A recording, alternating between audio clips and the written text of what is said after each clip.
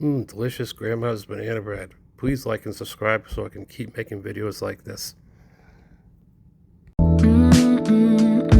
Yeah. Everybody, so today what I'm going to make for you is a delicious banana bread. I have a couple of tweaks and secrets that are going to help you make the most delicious moist banana bread you've ever tasted. And I'm not kidding. It's a modification of a banana bread my grandmother used to make. I remember very clearly one time calling her on the phone for the recipe when I was younger. And I've made this recipe, a little slight variation of it ever since.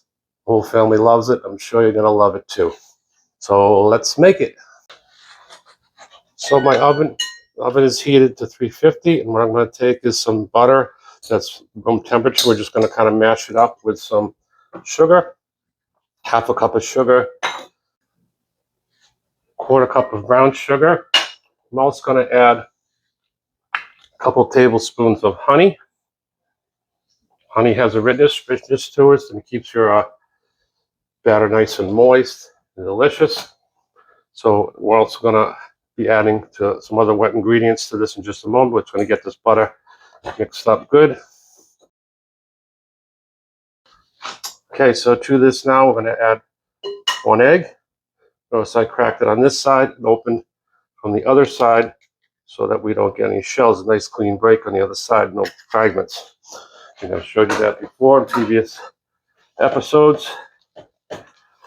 Again, some chefs will bang it on the table, which, hey, it's fine if it works for them.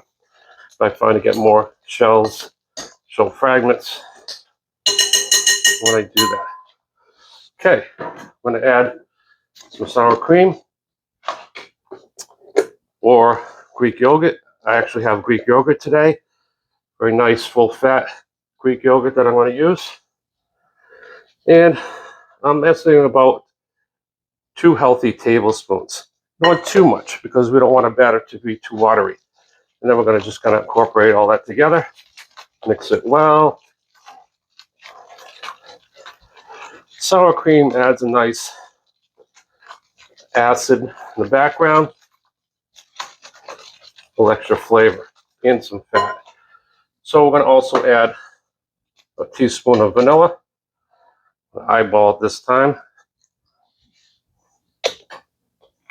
Okay, and to this we're going to add, in just a moment, we're going to add our dry ingredients.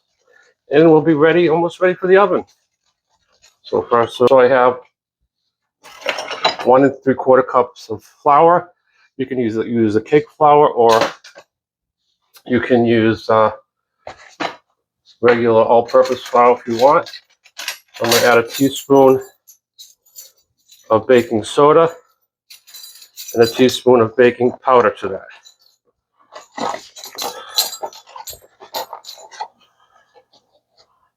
So right here, I have 1 teaspoon of baking soda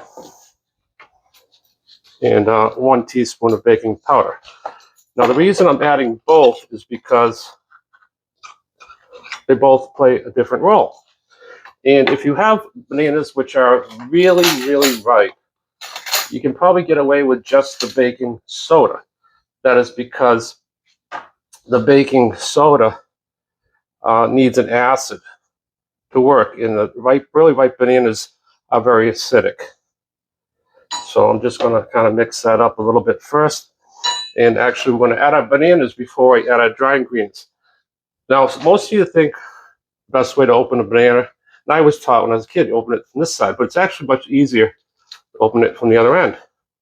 Opens so nicely.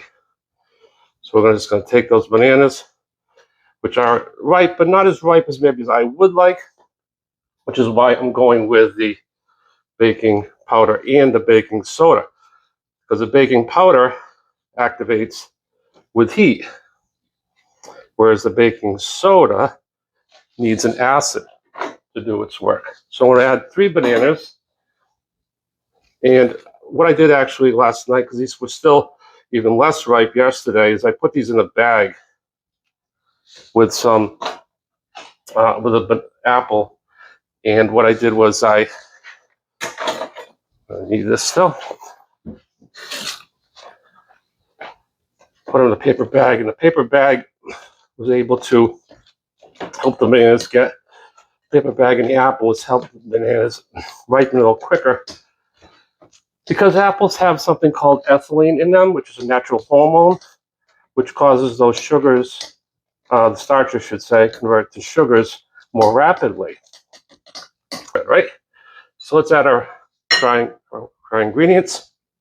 And as I've mentioned, I think in the past, we just want to kind of get the flour worked in without really mixing too much. So it's going to just basically be wetting the flour. And as I said before, these are going to be amazing. And you can do different variations on these if you want to. You can add chocolate chips, you can add walnuts. But I happen to just really love standard, basic, mind you, delicious banana bread. All right, so we're going to put this into our loaf pan, which I have buttered. And into the oven it goes.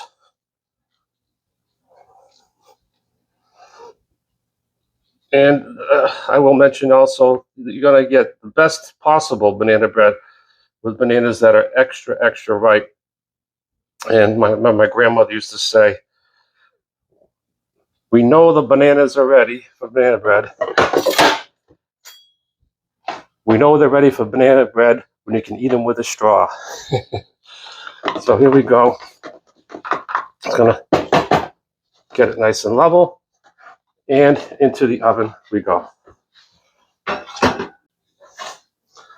Okay, looks like it's time to take our banana bread out of the oven. Let's see how we did. That golden brown, it's going to be delicious. So let that cool off a little bit and we'll give it a try. I'll just take this out of the pan. Hopefully it comes out nicely, and look at that, it did. Beautiful. Cool. And we'll give it a try. Okay, so let's cut our banana bread and see how it is.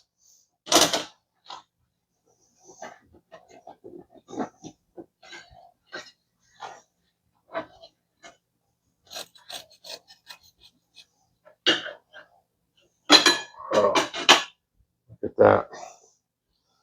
Look at the texture. It's beautiful. So I'm going to get one more piece so we can see what it looks like on both sides. Put that on a plate with a little butter.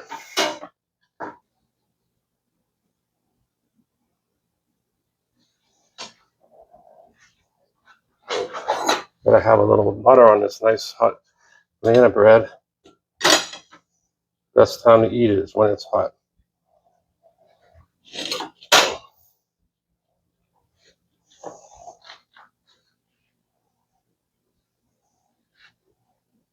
Yeah. Let's give it a try. I've been falling apart because it's still so hot.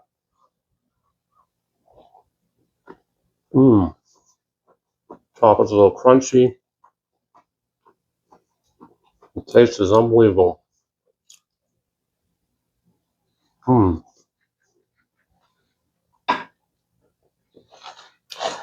So I hope you enjoyed this episode.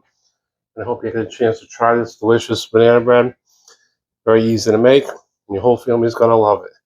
So bye for this time, and God bless.